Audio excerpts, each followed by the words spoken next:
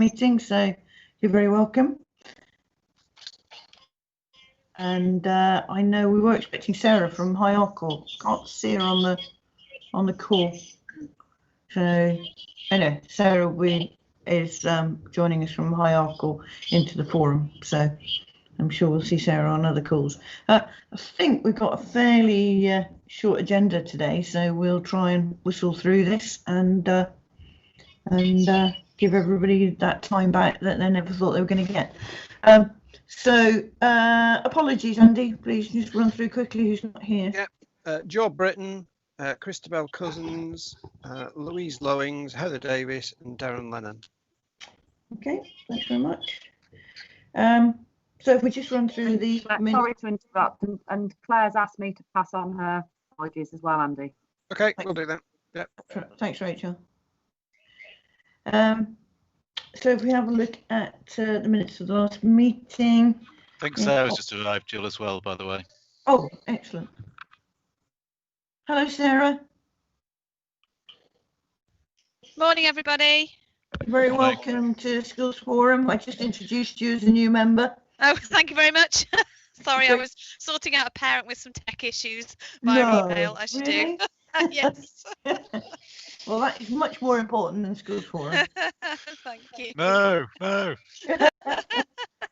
You've got the diehards like Tim Davies who just live I think and the breathe. die hard. I think it's singular there, Jill. It's only me.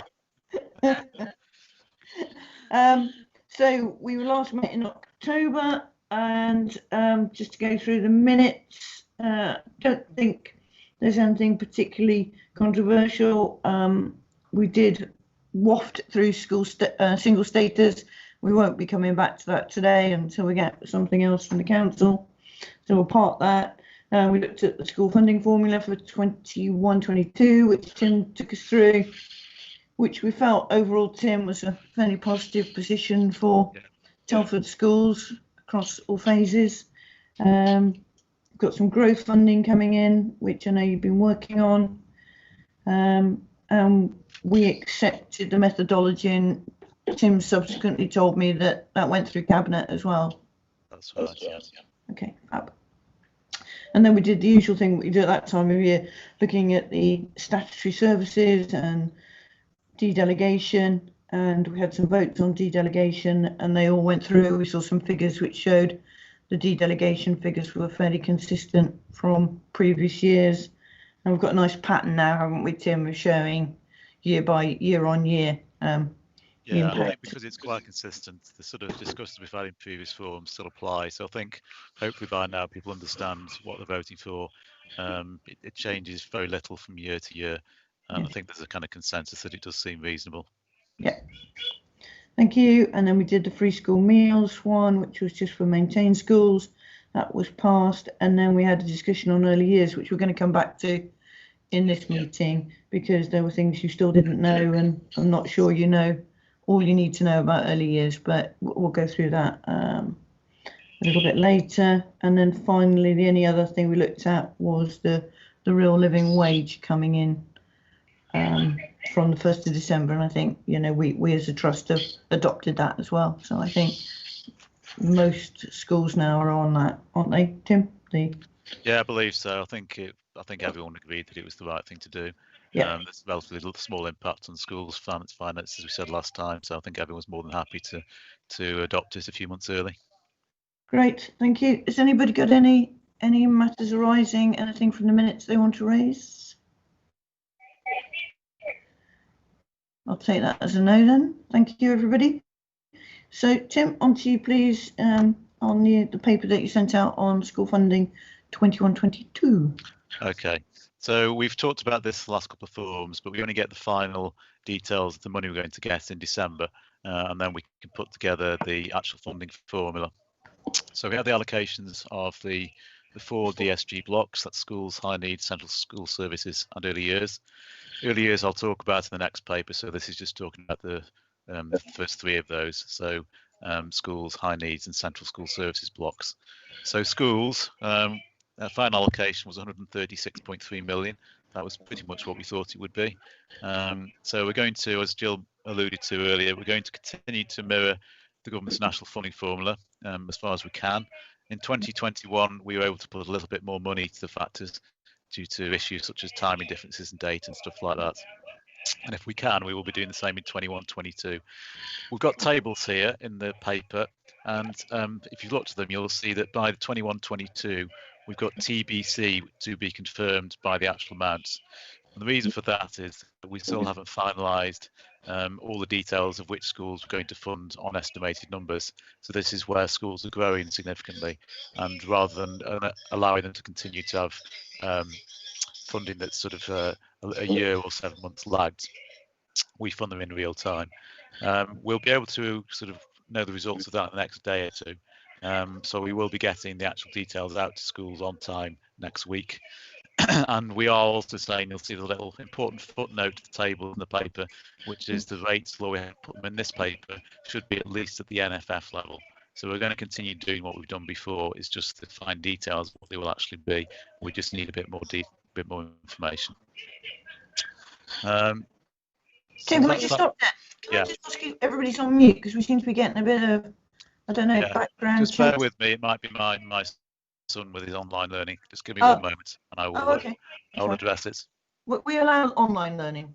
Benjamin, can you just go to another room, because at the moment it's interrupting this meeting because I can hear you teach from that. Benjamin has now been removed to another room. Sorry, Tim. It's all right. It wasn't Benjamin, it's his teacher who's got rather a penetrating voice. So. As teachers need to have, I hasten to add. Of course. Nothing wrong with that. Yeah, just be very careful, Tim. You've got a lot of teachers on this call. Yeah. Name and shame the school. Yeah, I carefully adopted as, qualified my comments in rapidly there. Anyway, all is quiet now. So, so the funding formula, it's a shame we won't be able to give you the actual details, but the principle we've agreed, it will be based on the NFF, which we did publish the actual amounts in the paper. Just remind us as well that some of them went up significantly, but some of that is because teachers' pay grants have now been put into the DSG. So when you get the funding coming through to you, it will look good, but it's sort of not quite as good as it will look because some of the grant has been mainstreamed.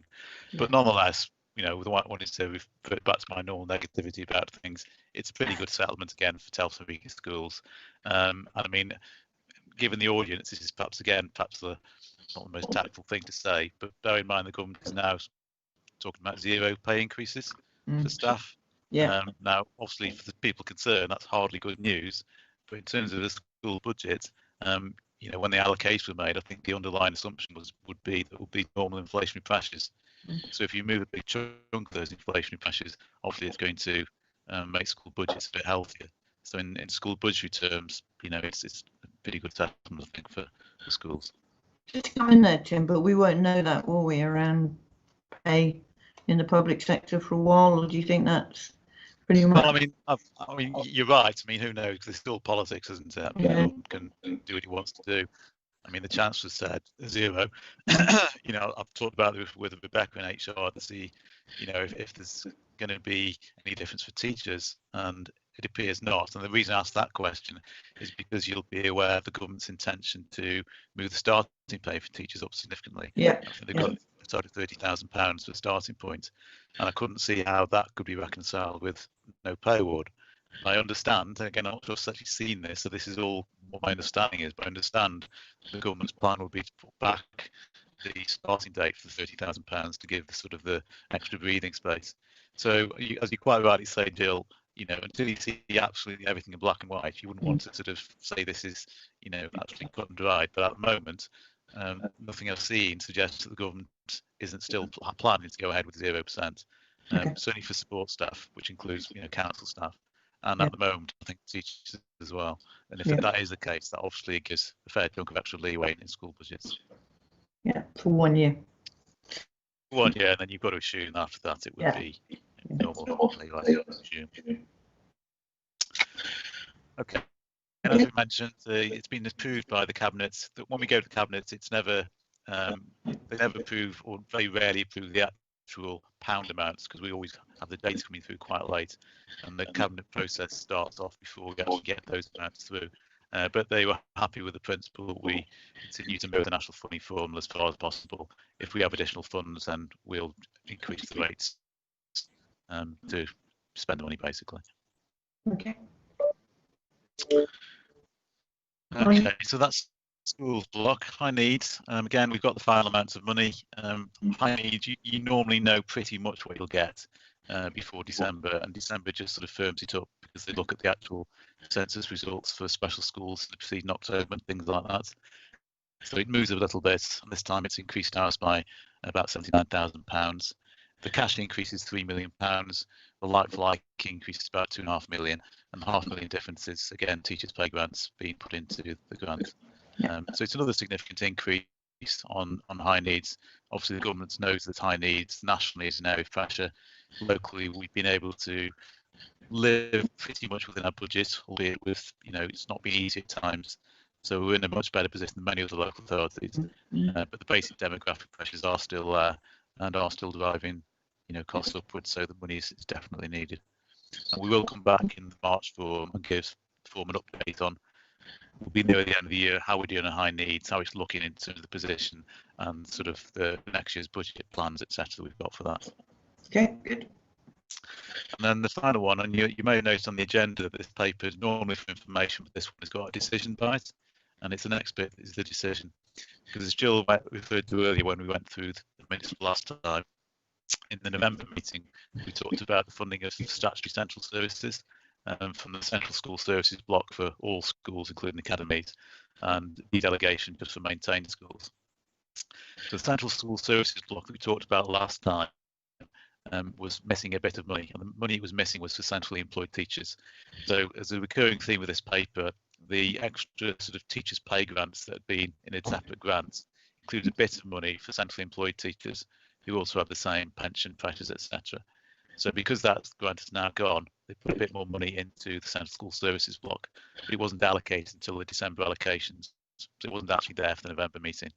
So we've had an extra £90,000 or so in central school services, and of that, most of it, 81,474, is for pension costs, etc., associated with centrally employed teachers.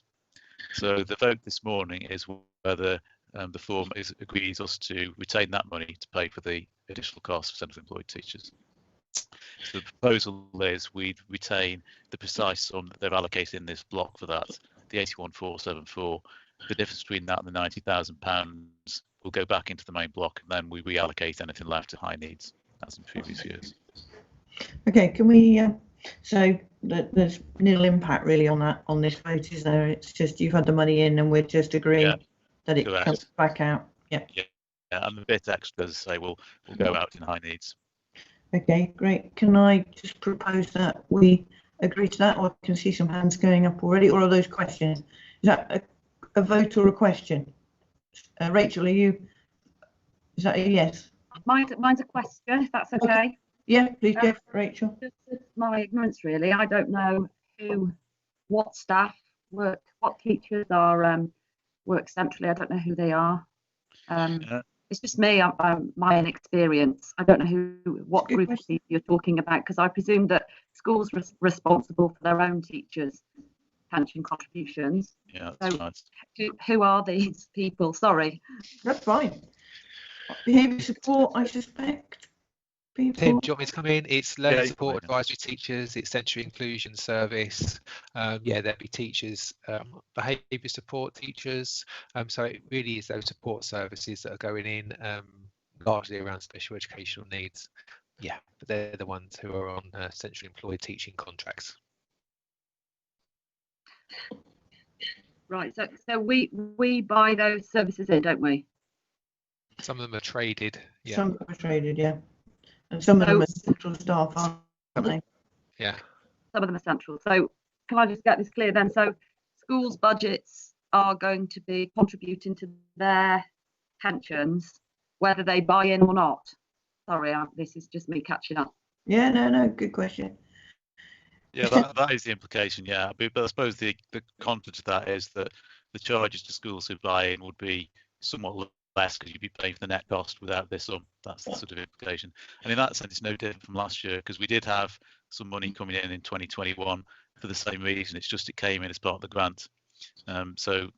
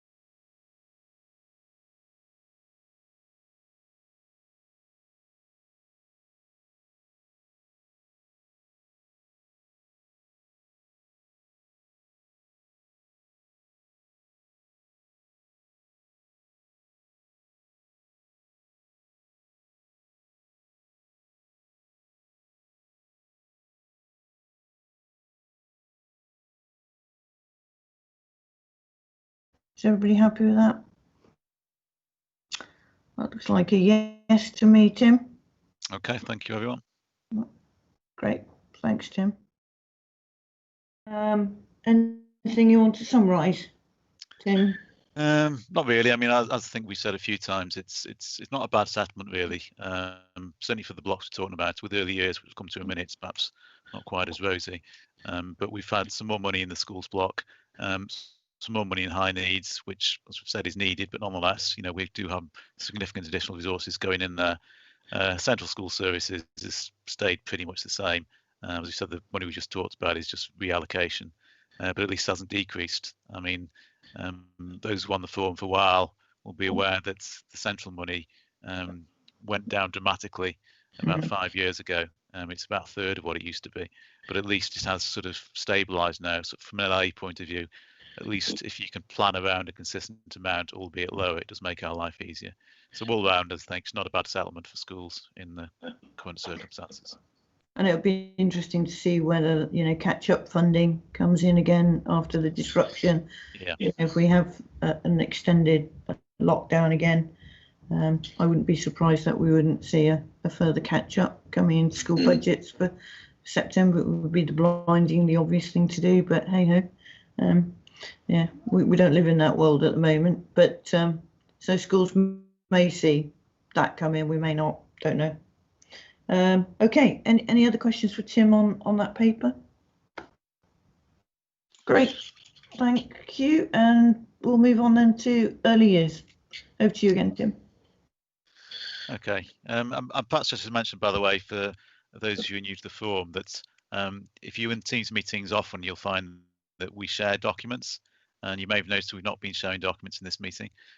It's because the government's sort of regulations, correct me if I'm wrong, Andy, say members of the forum should be visible to sort of anyone who wants to look in. And obviously, if you share documents, it then puts everyone sort of in mini pictures at the bottom of the screen.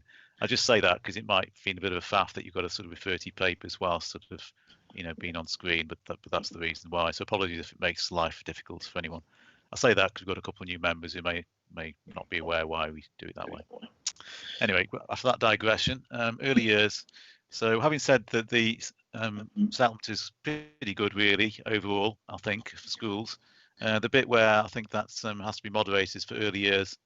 So at the start of the paper, to add a bit of context, I've put the sort of the funding rates for the last 5 years or so, and you'll see that in between 16 17 and 17-18, there was quite a significant increase in early years funding, and this coincided with the adoption by the government of a national formula to dish out the money to local authorities. So Telford's rates went up by from £4.85 to £5.20 for 2-year-olds, and from £4.03 to £4.36 for 3 and 4-year-olds. So, reasonable increases. Then the next 2 years, no increase at all. It was frozen. And then the current year, it went up a little bit, by 8p for 2-year-olds and by 8p for 3 and 4-year-olds, which I think was less than 2%. And a similar picture for the coming year. So again, modest increases, 8p for 2-year-olds and 6p for 3 and 4-year-olds. And you see that equates to 1.5% for 2-year-olds and 1.35 for 3 and 4-year-olds. So the rates for us then become £5.36 for 2-year-olds, £4.50 for 3 and 4-year-olds. So it's crept up, but at a pretty modest rate. And some of the background to this is that you'll be aware the national living wage has been increasing quite significantly in recent years. So that's obviously quite a fundamental cost pressure for early years providers, particularly PVIs, which has not really been reflected in the funding. Another aspect of early years is maintained nursery schools, which has been sort of bubbling along as a sort of a bit of a story for a couple of years, in the sense that there wasn't really any certainty over what the government's future direction of travel is for maintained nursery schools. At the moment, the survival is dependent on extra money being allocated as part of the funding form, which is what we do. And this funding comes from extra money from the government. But in the recent guidance, that contains the following sentence: the maintained nursery school supplementary funding allocation of September 21 to March 22 are conditional. This is the DFE's words. They may be subject to change, and local authorities should therefore treat them as unconfirmed.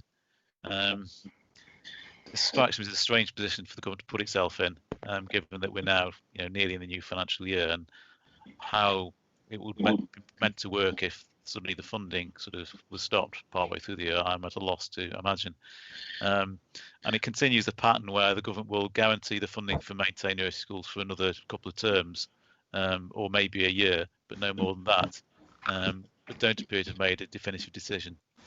So for the moment, we are assuming that the funding will continue in its current form for the next financial year. And for what it's worth, I'd be extremely surprised if that wasn't the case. But the government still isn't saying what the sort of what its long-term view is on the funding of maintained nursery schools. So not very helpful if you're a maintained nursery school, to state the obvious. Anyway, but that aside, going on, there remain some rules around early years, which is basically intended to guarantee that most of the money gets to providers, which is obviously what we do at Telford Wrekin. Put some constraints on the formula that local authorities adopt, because for early years there is a local funding formula, a bit like schools, but there are constraints by the DFE, so it's within a certain sort of tolerance of sort of flexibility. And one of those is you can only distribute a maximum of 10% of the funding formula through supplements.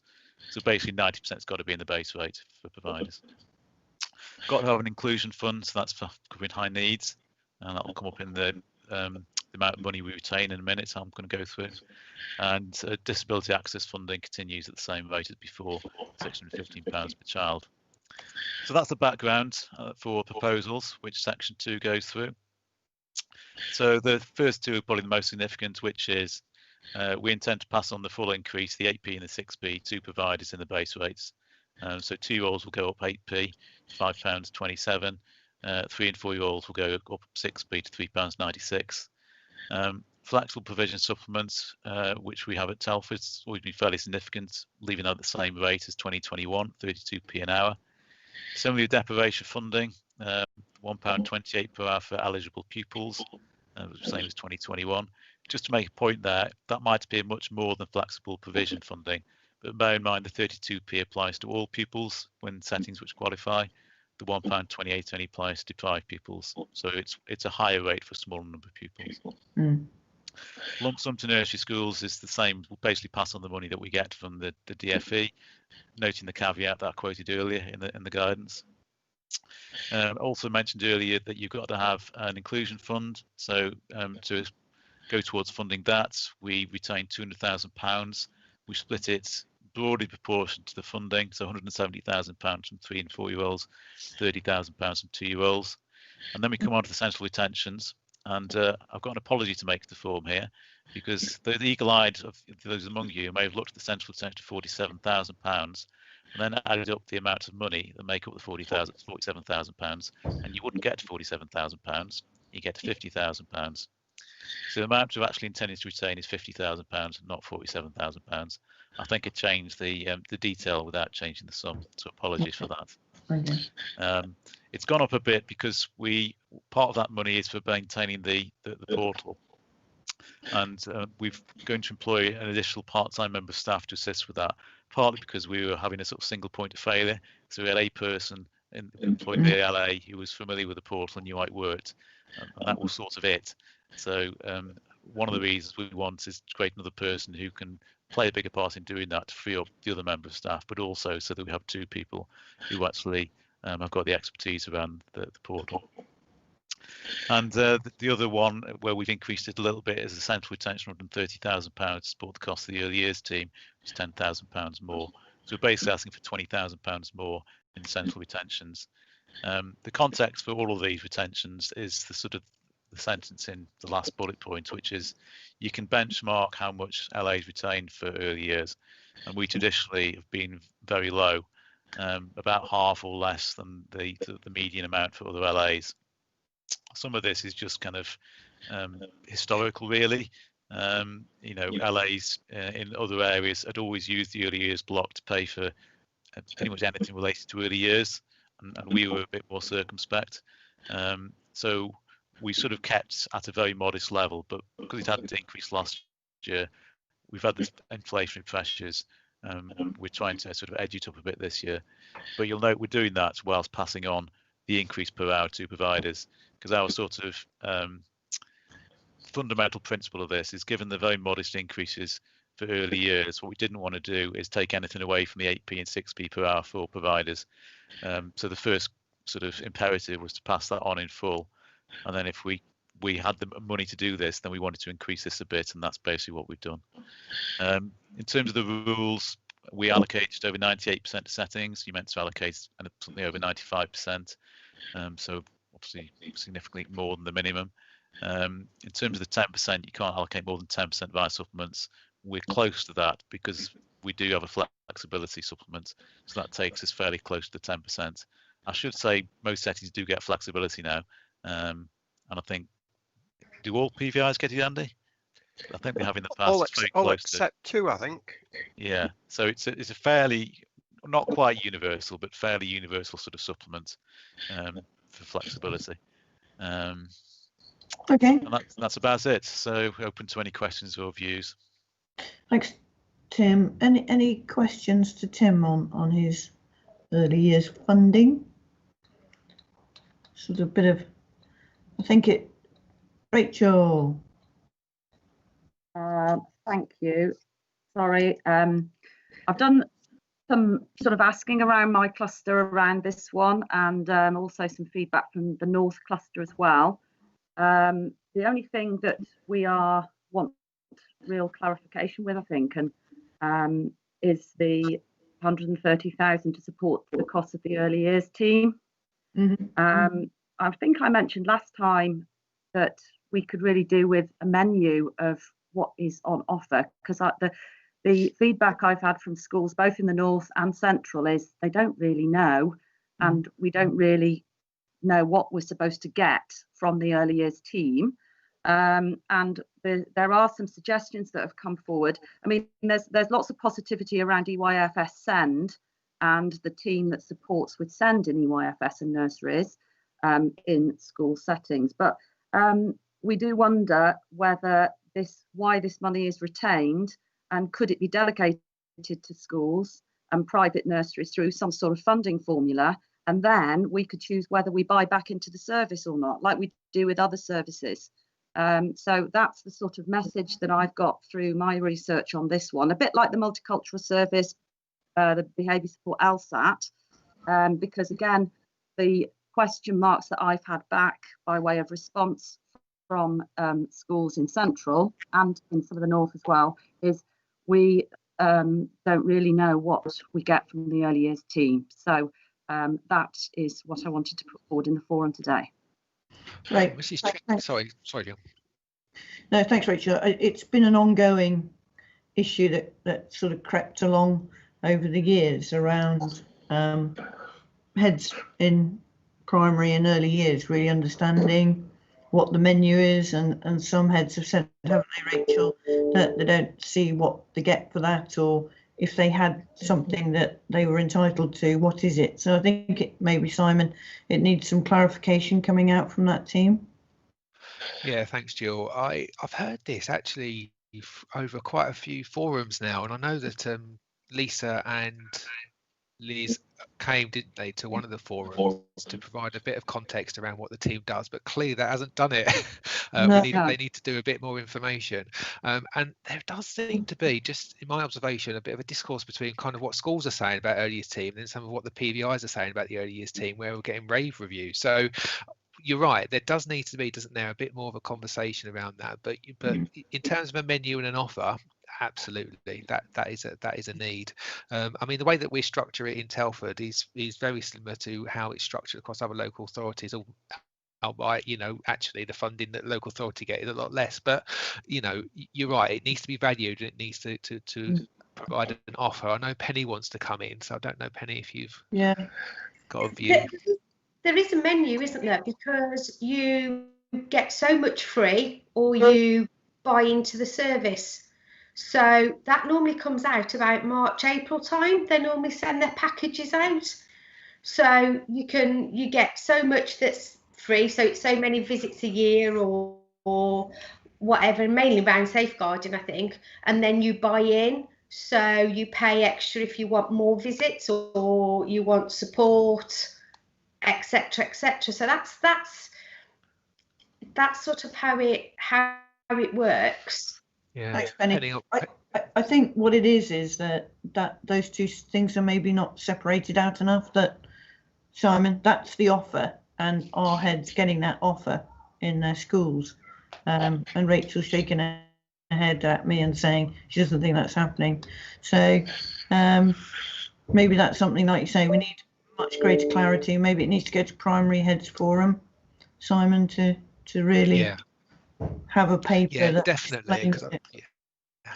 I think we want to bottom this out, don't we, in the forum? Yeah. We want to make sure that we're clear about what's happening. I mean, and again, I could tell you that the outcomes, we know that the outcomes when children through the ages and stages questionnaire are quite low in Telford, and then by the time they get to school, significant progress has been making. So all of our earliest provision combined is doing a great job, but what we need to do is just be able to articulate, well, how does that offer from the local authority early years team contribute towards that progress that schools and PVIs are making? And we have got a mixed market. We've really got a mixed economy out there, so it's not quite as simple as school-based provision. But I take the point, and absolutely we can do some more work to I think clarify what's going on. I think if you've got a maintained nursery like we've got in our schools, then it may get sucked out. Maybe it's not quite as obvious. I don't know. Mark, you had your hand up. Did you want to come in on that? I was just going to say I've had some involvement with the early years team, which has generally been picked up when I've sought help, and it's always been really good. But actually, I've not had a sort of menu as a head to say to know what to go and access. It's been sort of picked up through the LA monitoring visits, or through, because we two paid our wraparound care into school from an external provider. So it's been referred to from other people, but it would be very helpful to have a sort of menu to access. Yeah. Great. Tim, did you have something you wanted? Your hands up. Yeah, just wanted to make the point there, because I think it's been raised before about why we don't treat early years more as a tradie service. And I think, as someone has said, it's a sort of a hybrid between tradie elements and non-tradie elements. But I think it's worth also making the point that in the PVI sector, you do have a lot of very small providers. And if you sort of attempt to sort of de-delegate money, you probably de-delegate a tiny fraction to them, and probably wouldn't be sufficient to buy back anything meaningful. So that does sort of drive you as an LA down the path of offering sort of universal provision to people which isn't traded, so that you are actually offering something that is available to everyone. So I think it is a little bit of a different model than you get in a sort of a more solely school focused service. That's all I wanted to say on that. Thanks. Rachel, did you want to come back in? Yeah, just playing devil's advocate, what you're saying there, Tim, is that that we're subsidising then potentially by providers, because the offer, I think, is imbalanced, because all of the feedback I've had, we've got people saying, I didn't even know there was an early years team, and we certainly haven't had this menu, and Penny's very clear the fact that there is a menu, but that sort of indicates that private providers are using that service a lot more than potentially the school linked nursery and early years. I don't know, the feedback I've had is very, very confused, to the point that I would not be able to vote on this one going forward. Okay, thanks, Rachel. Steph, did you want to raise an issue? Yeah, thank you. Just to give a bit more information, really, I agree with Rachel that I wasn't aware of a particular menu, but there is a lot of work going on within the local authority to try and combine the private providers or align the private providers with the maintained nurseries.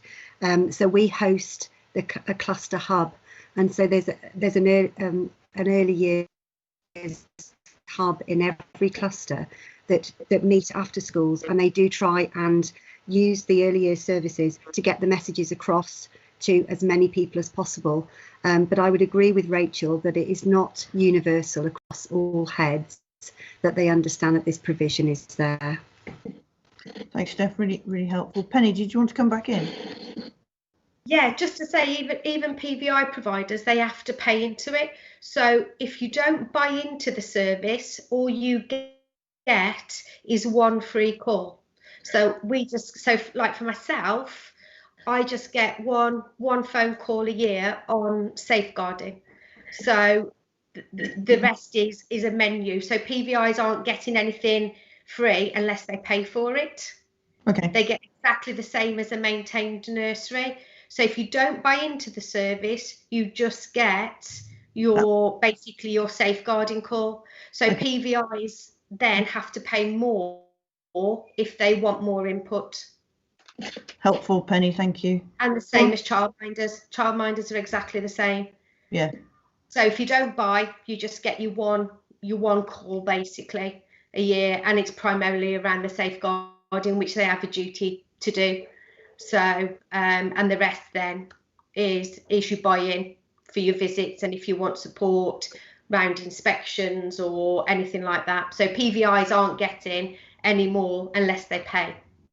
Okay, that's really helpful. So that sort of removes any myth around more going to the PVIs than to schools with maintained settings. And I think, like Simon said, there's a real mixed bag here, isn't there, of provision that maybe we need to just understand a bit more. Simon, you want to come in on that? Just to finish, really, I picked up the issue about a menu. I think that would be really, really helpful for us all. So I can take that back. Clearly, you know, the early years team, it has to engage, I guess, in some of the local authority duties around the sufficiency.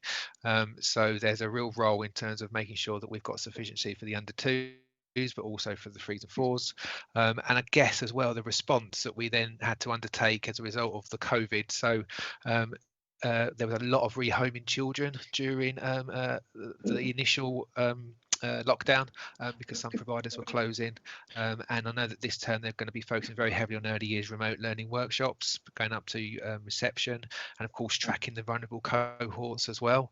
So some of that work, I guess, is just a little bit too hidden for me. We need to make sure that you know as a forum that it is happening, because there is that collective kind of effort to make sure that we're putting in the provision for early years. Steph, thank you for coming in around the hubs, because I know there's a lot of work going there, and Rachel, probably need to come to your cluster just to make sure there's some kind of hub arrangement working, because it doesn't sound like there is, and that is something we need to look at. Yeah, and maybe the north. Yeah, very, very unclear as to what, the north as well. What that team is doing, to be honest. Yeah, so I know they're doing lots, but we need to make sure that you A, know about it, and B, can feel it as well, and it's making an impact for you. So I'll take all those comments on board. Steph, did you want to come back in? Yeah, it was just to confirm that about the hubs. It does rely on schools hosting, and to support the private providers. their meetings don't start till 6, because obviously when you're a childminder, you know, you've got to wait for your children to be picked up and stuff like that. So it very much is not uniform across the authority. And the other point I wanted to make was that we don't want to lose. A lot of the work of the hubs was to try and smooth that transition from private providers and daycare into schools, so that children don't miss out on any learning, and you know that those gaps are closed as quickly as possible. So there is a lot of work going on, but it isn't always uniform. Great, thanks Steph, really valuable. So I think, Simon, can we charge you to come back to forum with? Yes. Well, I think it needs to go to primary heads forums and to the clusters for a bit of a discussion, because we've had this over the years with all sorts of services, Tim, where we've asked for clarification on what is it that is paid for or accessible for schools under central services. So I think, getting a bit of transparency there would be really valuable. Yeah, a bit more work, definitely, Jill, of course. Can I just kind of get some kind of idea about timescale here? So next forum to March, isn't it? March. So you want me to have something for March? Okay. Well, even just to say this work's beginning. An update. I know it's there's an awful lot going on at the moment, so we need to be realistic. But I think, you know, this conversation's not going to go away, so we need to. Since I've come to school forum in this role, this is what we've talked about successively. So it's something we need to get now. You know, that's definitely. But we used to discuss the high needs block all the time. So. I know. That'd be my. Sorry for being late, folks. That's okay. Nice to see you. So I think, Tim, you asked for us to have views expressed. I think you've had them expressed there. I think the thing that we need to just hold on to is, though, that 98% of the funding does go into. That's right. And it is because we do actually retain. Notwithstanding the comments made, compared to the average LA, we are always have been pretty low in what we retain. And I think that's an important message that needs to go out, Simon, as well. That you know, this is compared to the totality of the sum. It's we delegate a high percentage. Is everybody on forum happy that we receive more information about that and a bit of work is done, so everybody's really clear? So by the time we discuss this next year, everybody understands the. 5-minute discussion and everyone will be perfectly happy. Yeah. But having been on forum for many years, I know we tend to pick off areas, you know, to get the focus. And This is the one. This is the one. Yeah. Okay, we don't need to take a vote on that, do we, Tim? In terms of...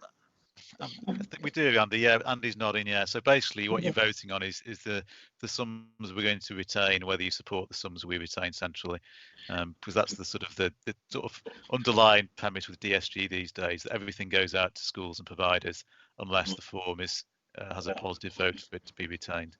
So you asked to vote on the retentions that have been listed in the bullet points there. Okay.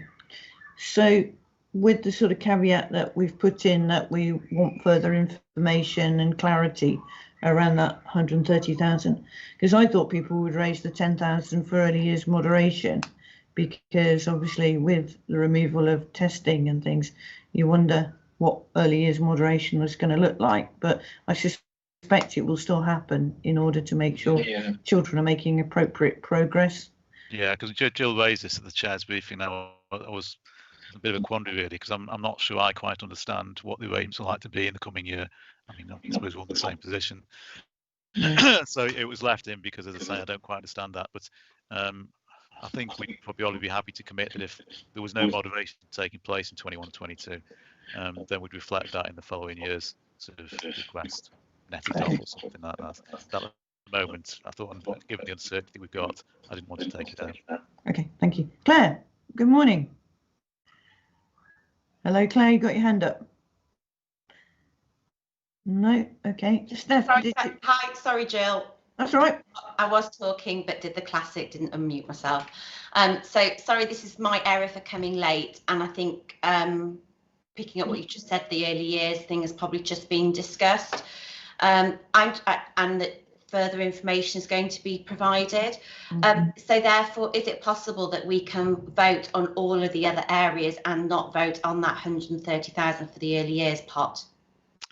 No, not really, because we've got to set budgets. So this vote sort of sets the amount we've got available to allocate money out to providers. So can we not even have a week to consult with our colleagues within clusters? I'm sort of preferred not to, simply because we have a sort of structured forum meetings. The forum is kind of the legal body to make decisions, and I'd sort of be reluctant to move outside that framework.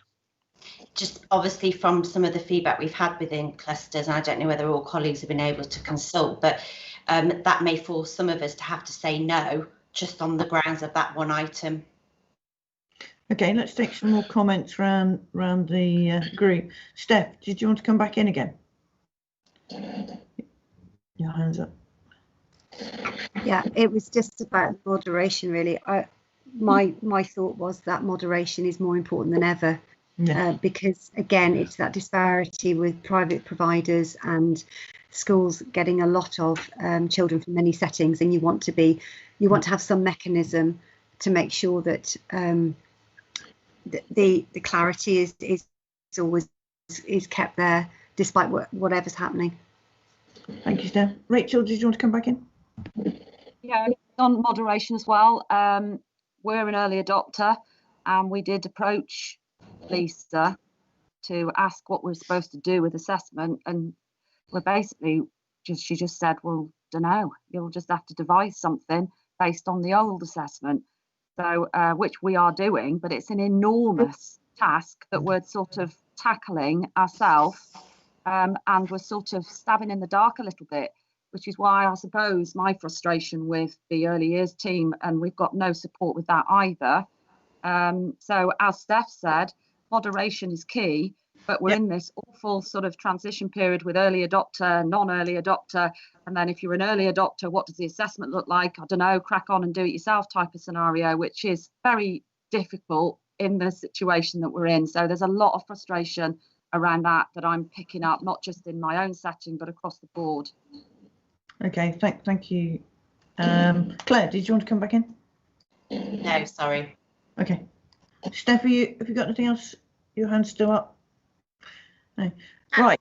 Okay. So we're in a Oh, sorry, Penny. Go. Sorry. Can I just say that increase an hour, as little as it may seem, 8p and 6p, is going to be so important to settings in April. With the increase of the minimum wage and the living wage, there is settings out there at this moment that are really, really struggling due to the pandemic, like everybody. But there's been no support for settings. Most settings haven't been able to apply for a grant in the first wave, let alone.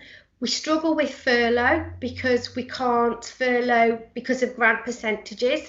So that increase an hour is really going to be important. I mean, we have lost settings in Telford and Wrekin already, and I fear there will be more to come. Thanks. Yeah, very relevant point, Claire. And I think that is a real concern about losing settings and not having enough early year provision across the borough. We need these kids in early year settings. Okay, Simon, did you want to come in? Just really quickly, yeah, we do need a vote on this today. I mean, I really have heard the issues that you've talked about today, and I will now go back and I'll make sure that we put a program of action into place.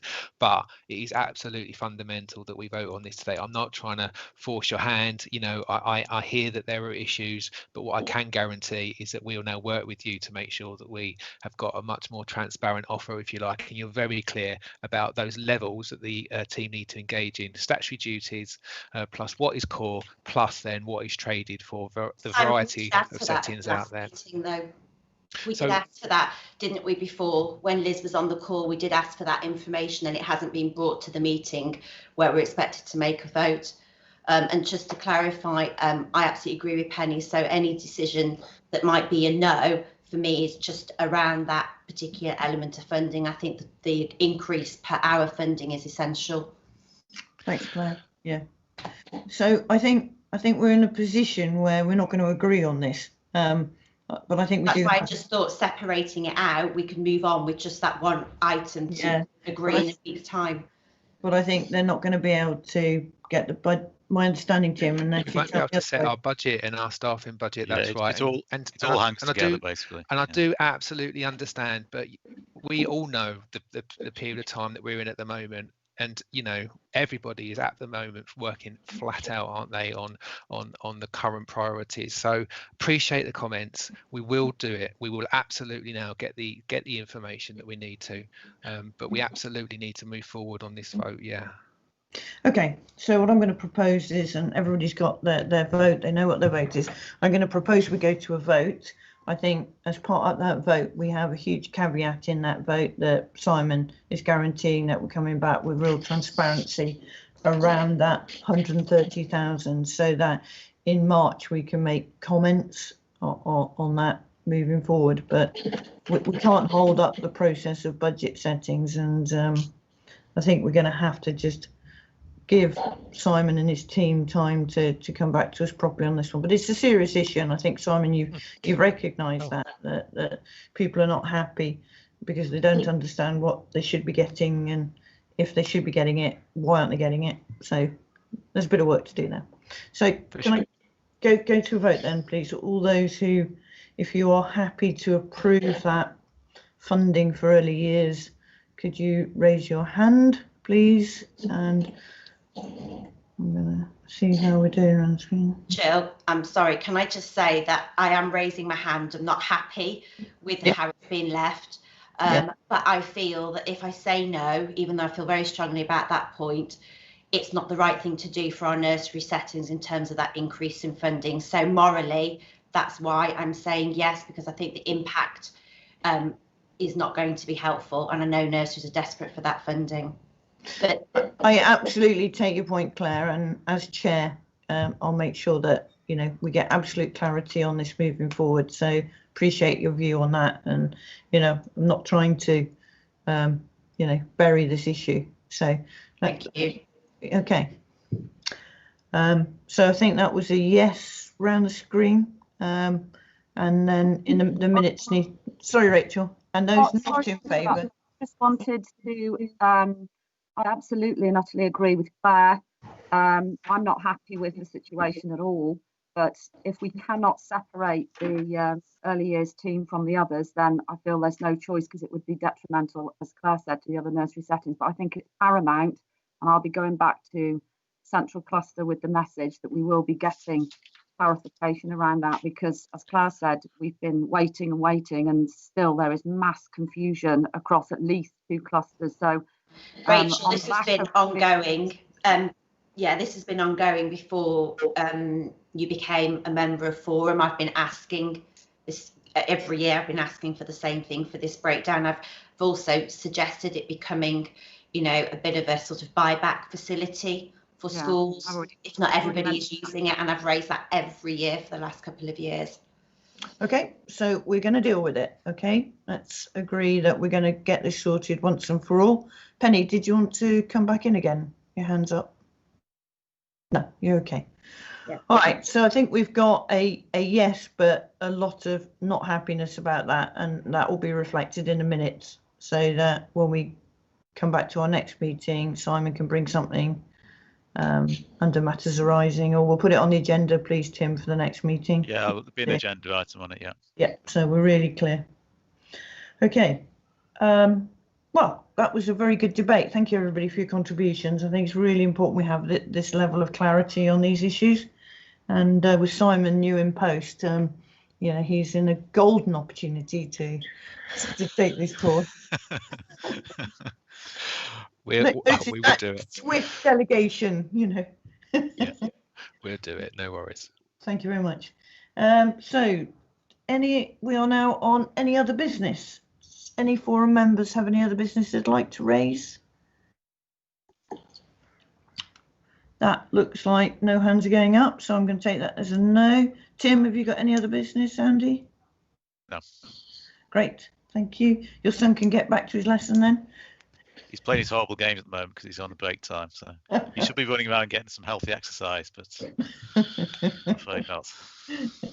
Okay, thank you everybody. And our next meeting is 11th of March. I suspect we'll still be on Teams for that.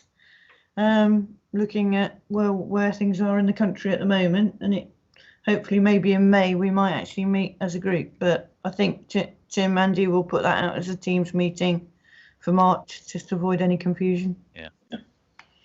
Okay. Thank you everybody. Have a great day. Look after yourselves. Stay well. Thanks, Jill. Bye. Thank